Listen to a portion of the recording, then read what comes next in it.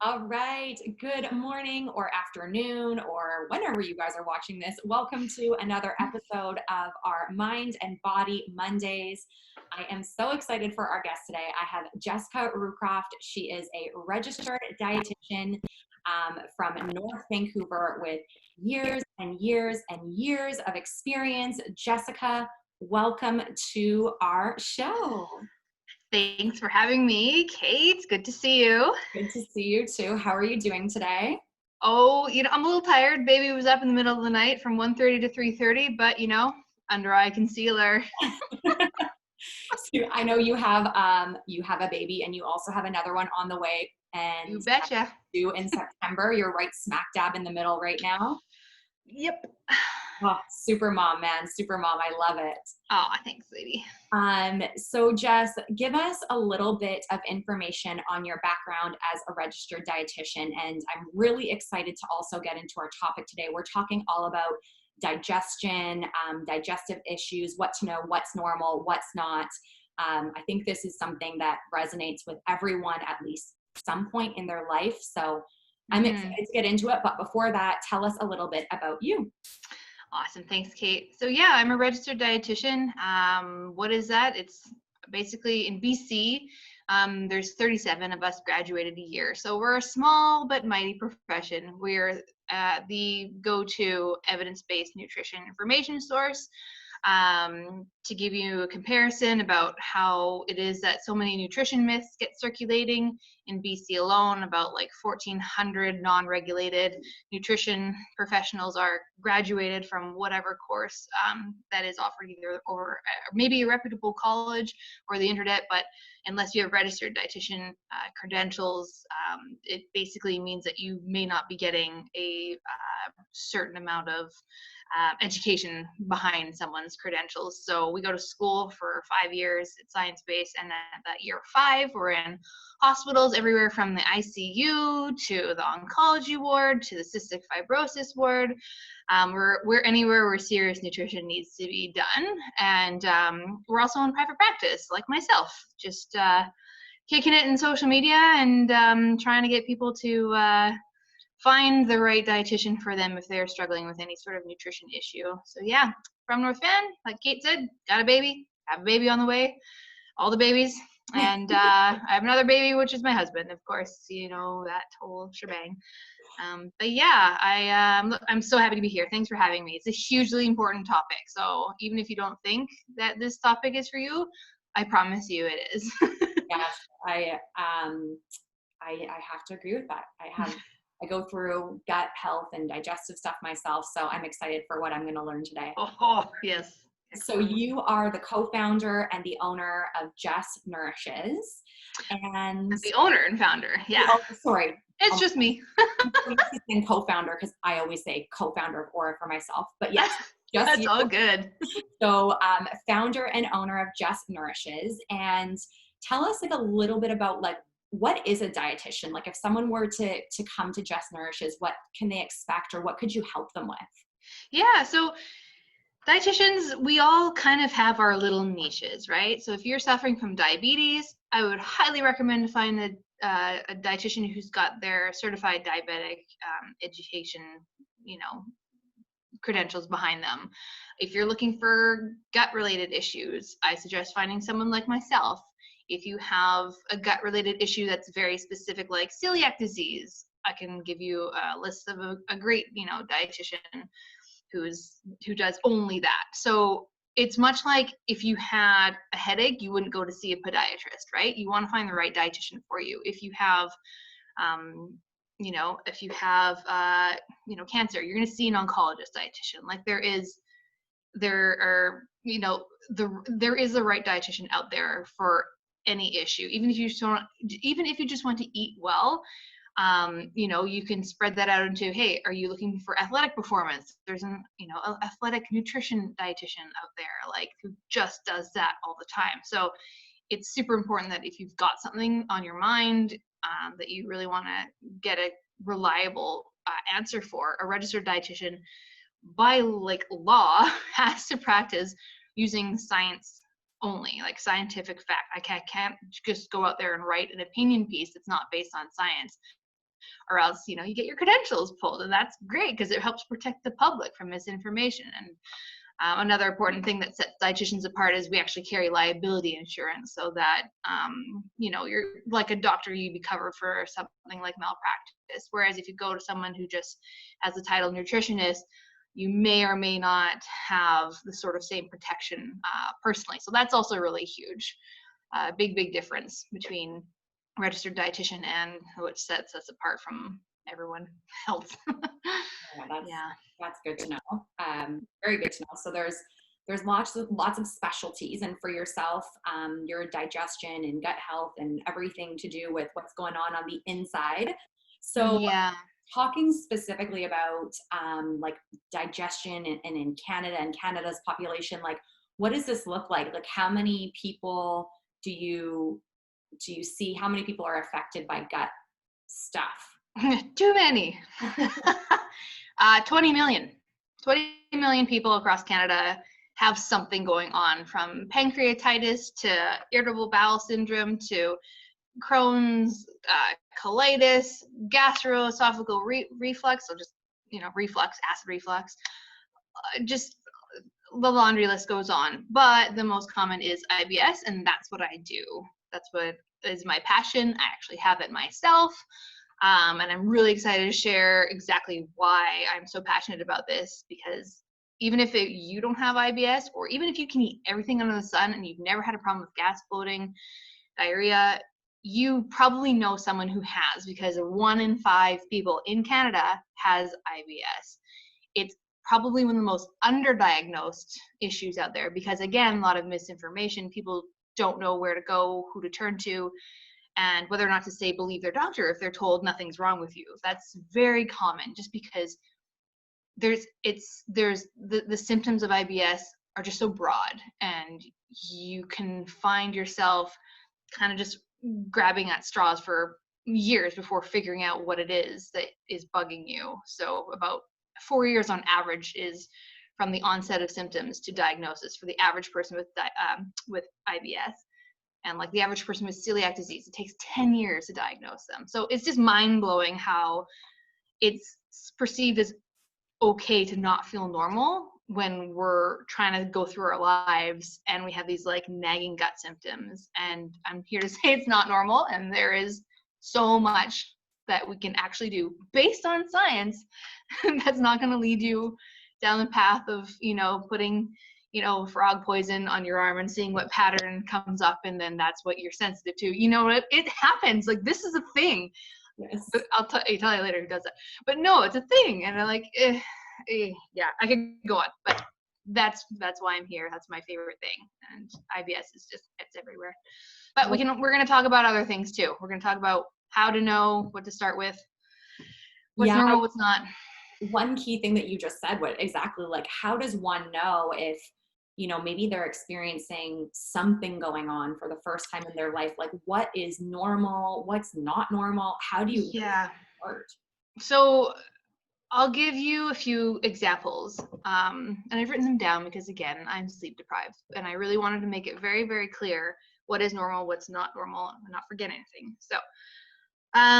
So if someone's gut is causing them to have regular abdominal pain, gas, bloating, diarrhea, that's not normal.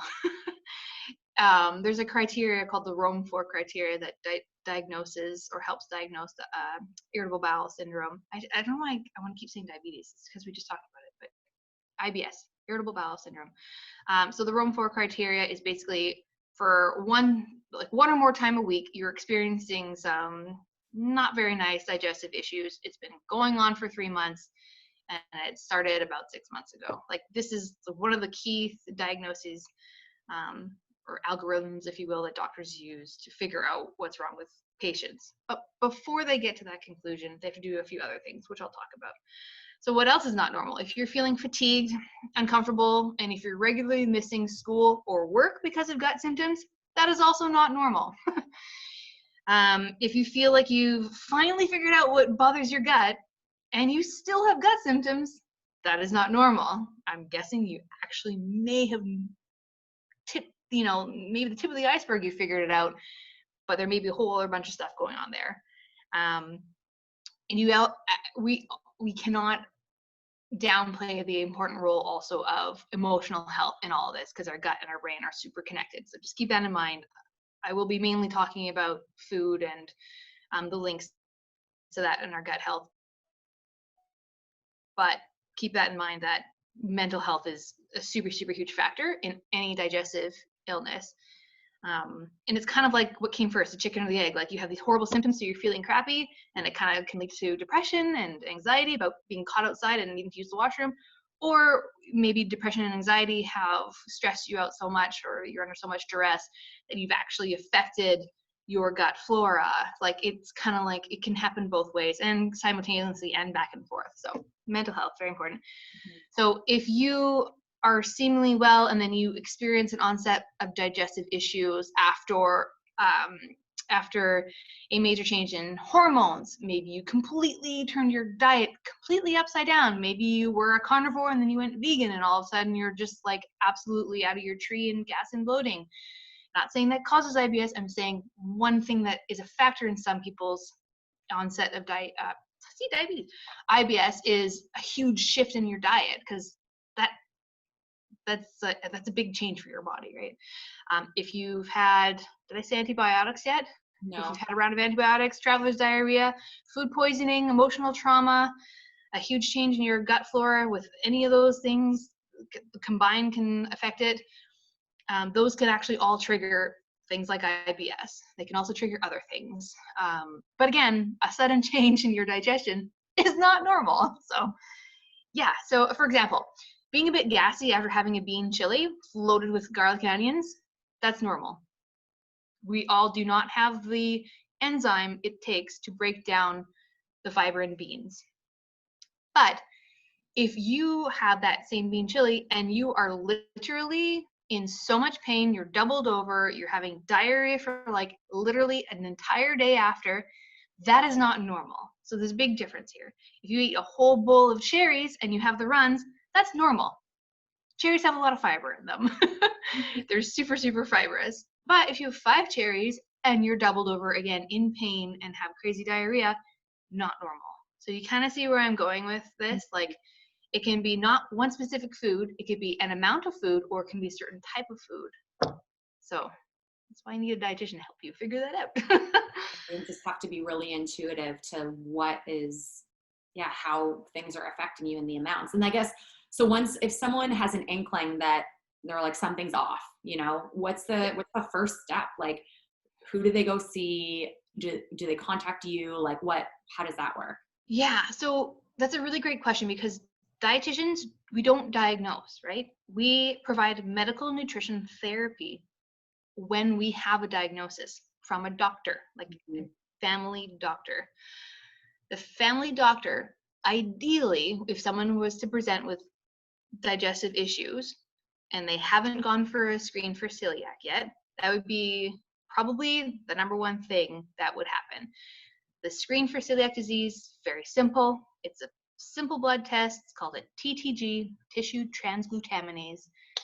And it 95% of the time, I believe, flags someone with celiac disease. Why should you just not automatically cut out gluten if you think it's gluten? If you do this before you go to the test, it could come back falsely negative. What's the problem with that if you feel better? Well, if you still actually have celiac disease and it's sort of under the radar, you've cut out gluten sort of, but you're not really sure if you're full on celiac and you don't know if you need to like do separate like meal prep stations from like your husband, for example, there still could be cross-contamination. You still could be inflaming your gut. And that level of inflammation in celiac disease can actually be linked to, it's actually linked to infertility because you're not absorbing nutrients properly. It could be linked to certain types of intestinal cancers. Like you really don't want to mess around with this. So first of all, they would probably test you for celiac disease. If that comes back negative, cool. That's amazing. Celiac disease sucks. Happens to 1 in 133 people. So just note that number, 1 in 5 IBS, 1 in 133 celiac. I'll tell you why that's important later. The second thing they'll probably rule out is inflammatory bowel disease. So maybe Kate heard of Crohn's or colitis, for example, right? So those are super, super serious as well. Like you might need even surgery to like take out parts of your intestine for that. That usually is pretty clear, and it's usually diagnosed with both like an examination and like a scope, literally a GI scope. Like they go up your pooper and look around, go on your, something is icky, is bowel cancer is ruled out, celiac disease has been ruled out. Most of the time they're going to land on the default, which is if it's nothing else, it's IBS. So there's actual no one test for IBS. It's just the diagnosis of exclusion, meaning if it ain't anything else, it's probably IBS. And you're going to walk away with a sweet diagnosis of IBS if this is you, if you've got like tons of symptoms and all your tests have come back negative from a doctor in a lab. They also may test your stool for like fat, for example. Some people mouths or large amounts of fat may have some gall issues or gallbladder issues, right? So yeah, so that's where you would start. Please see your doctor. Please don't do anything. Don't take anything. No supplements. Don't, self-diagnose. Dr. Google is like, we're notorious because we have information at our fingertips. We want to enter symptoms and we want to see exactly what it is. But if we do that, and then we go and take these interventions, like I said, that could put us into like this, we're like a dog chasing our tail and trying to figure out what's going on. And we may have like a clue, but it's not going to complete the piece of the puzzle unless we're sure we need a diagnosis. So yeah. And I guess so what if someone is experiencing like a myriad of things and they go and get these tests and the tests come back negative? And I guess I'm asking because, I've gone to doctors. I have a number of hormonal things that I'm still dealing with. And depending on the doctor that I've gone to, I've had, the utmost care. And yes, there's something going on to no, you're totally clear. You just need to stop working so much or something.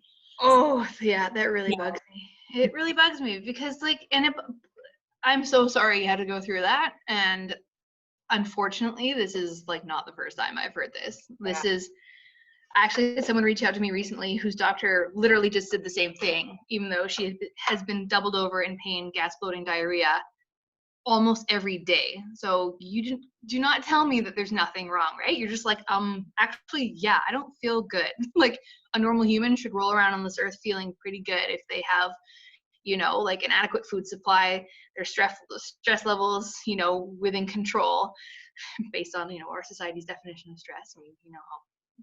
Everyone's got the busy going on, but like you have to keep true to your gut and be like, no, like I remember a time where I wasn't feeling like this. I was normal. Or maybe you've never actually felt normal. Like these are all very justifiable reasons to keep fighting for and advocate for your own care. Gratefully, luckily in Canada, we don't have to pay for a second referral or a second opinion. Like demand it. Absolutely 100% demand it. Think about it this way. If you have been told there's nothing wrong with you in your gut and you have you're getting, say, gas, bloating, diarrhea happening all the time, and you've never been referred to like a gastroenterologist or have never talked to maybe a dietitian like myself, chances are I think they're missing something, right? So just demand to get those other people to look at you and don't stop until you find out what you're looking for. Even if it's the diagnosis of exclusion, aka IBS, where there really isn't a solid test to say you have it or not, it's just something that you can figure out and get someone to help you with. And if the therapy that was proposed doesn't help, like you keep fighting and you keep going back and you keep figuring it out. Like you go back to the doctor, like get another doctor. So many times I'm just like, you need a new family doctor because your doctor isn't listening. Like they're not listening to you. So yeah, don't stop fighting for your own care. Yeah, have a second opinion. Be your biggest advocate. Absolutely. Oh yeah, yeah. I have a few, okay. So say someone has some digestive stuff going on. Yeah. And it is totally a result of the food. Like you said, like some too many beans or maybe too much raw broccoli. I know for me, when I eat raw broccoli or Brussels sprouts, like I bloat up like crazy. And then I know when I cook them, the same thing doesn't happen. So I'm aware of what works and what doesn't. But are there any, like, I mean, I don't necessarily want to call them hacks, but any ways to alleviate things that are happening in the moment? Also, you know, eating 7 slices of pizza, right? Where you're having a lot of gluten, a lot of cheese or something like that. I mean, it happens every once in a while. So for those people that experience stuff happening in their gut, how can we like manage that in the moment? Yeah. So first of all, I'd say the most important thing is know what's actually up. Like, it could be that there's sulfur compounds in like those cruciferous vegetables like you're talking about, your broccoli and your Brussels sprouts. Interestingly, Brussels sprouts have high levels of fructans. Fructans is a type of FODMAP, which in a nutrition therapy diet called the low FODMAP diet for IBS, we basically eliminate FODMAPs, give your gut a chance to heal, and then slowly reintroduce to be like, actually, was it the fact that you ate it raw? Or was it just because you ate a lot of it and there's FODMAPs in it? Broccoli, for example, has lower amounts of FODMAPs than Brussels sprouts. So even though they're part of the same family of vegetables, they have different effects on the gut. So this is exactly why you want to work with someone like a dietitian who someone with a dietitian who knows FODMAPs, because it seems super complicated, and it is definitely worth the investment in your health to get help and just take the guesswork out of it, heal the gut, because sometimes your gut can actually handle a lot more once it's healed, right? Think about it. When it's inflamed, you may not be able to handle like a dribble of regular milk in your coffee. If it's not inflamed, you may have no problem with digesting a certain amount of lactose at all. Like, it depends on the state of your gut. So number one, you want to heal the gut. Like, if it is in fact IBS, you want to work with a dietitian, do low FODMAP diet, eliminate, then reintroduce one by one. The most important point I'm going to make is there is no test. There's no one test that can say you're sensitive to this, not this.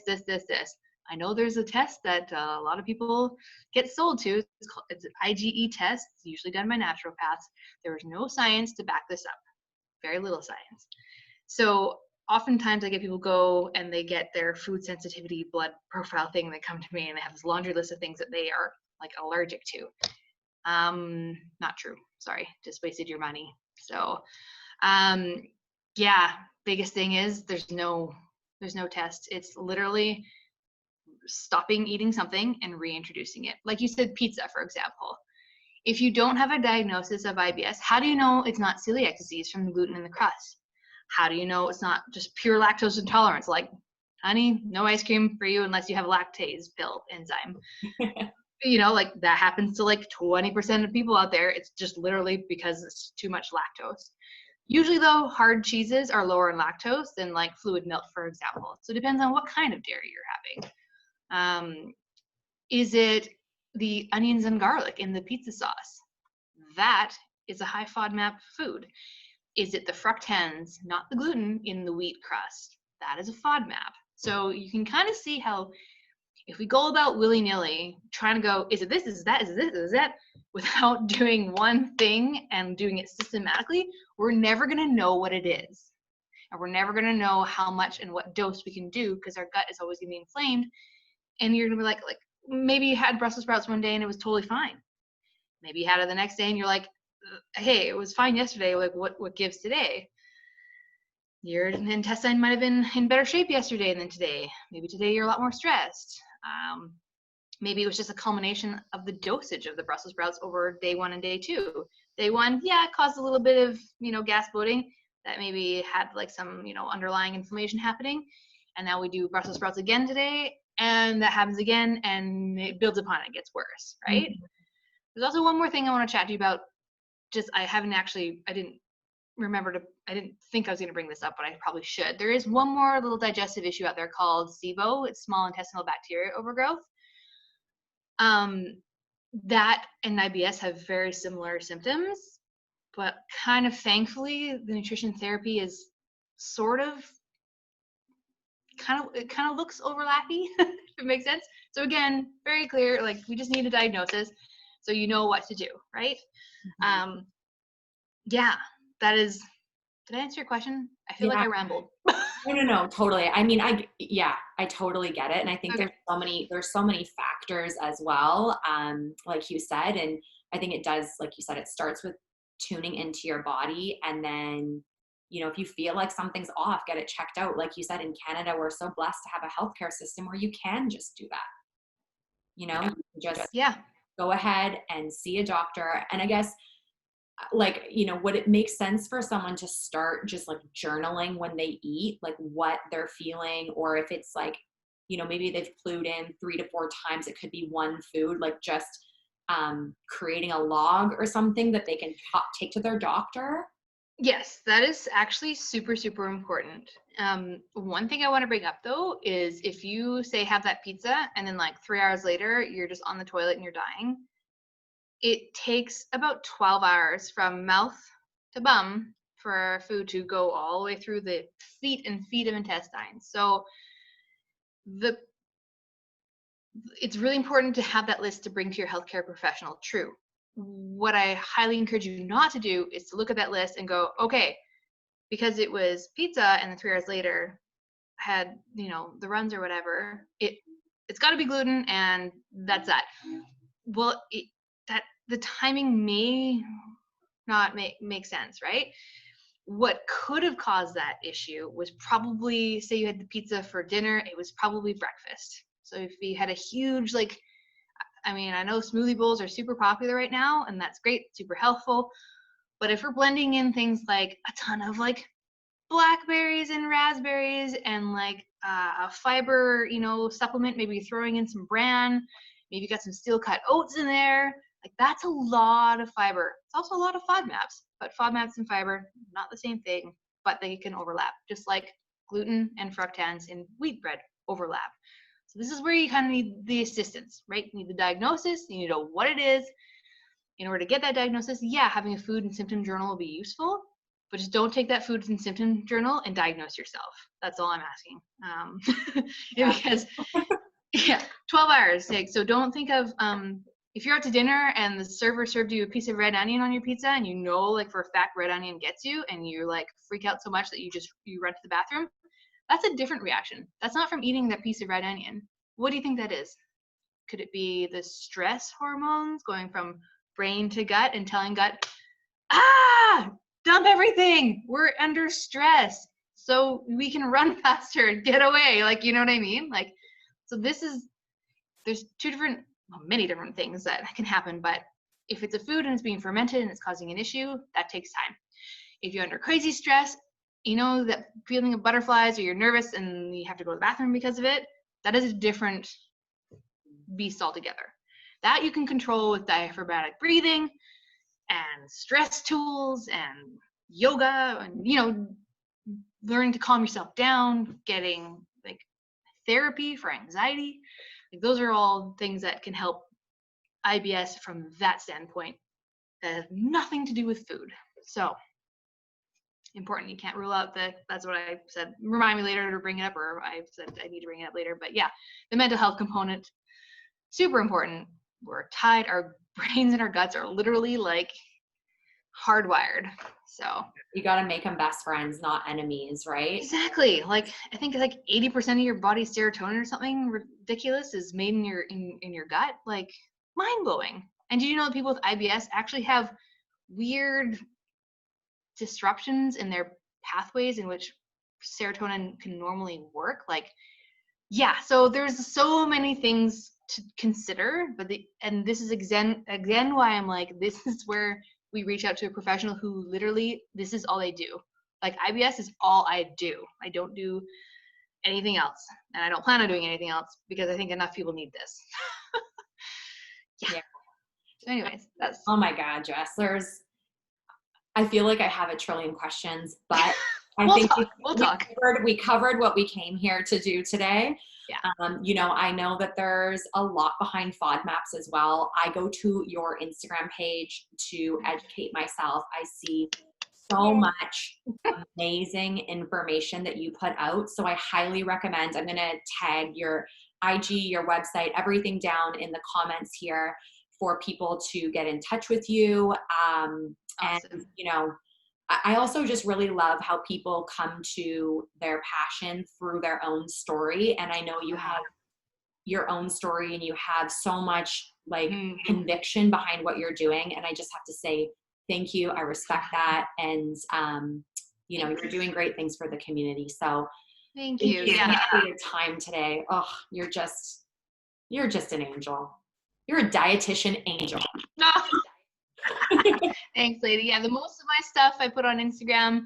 The website is a bit of a work in progress, but yeah, head to my Instagram. I've put all my stuff up there. I'm working on an online program so I can help more people instead of literally repeating myself to one, like on, this is why I don't do one-on-ones, because I'm saying the same thing over and over again, because it is the same thing over and over again. It's like, I can't figure out what's happening to me. It's like, do you have a diagnosis? No, go to your doctor. Then come back to me when they say it's IBS, if they say it's IBS.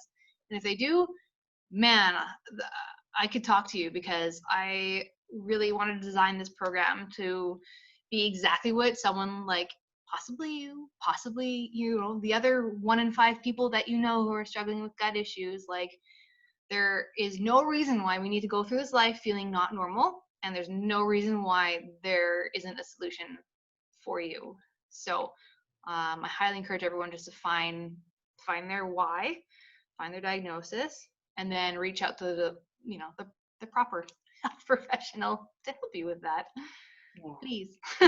Absolutely. So yes, you guys, if you are seeing this, or there's someone you know that have, you know, talked about any of these things, or even just feeling off, like Jess said, we're meant to feel good.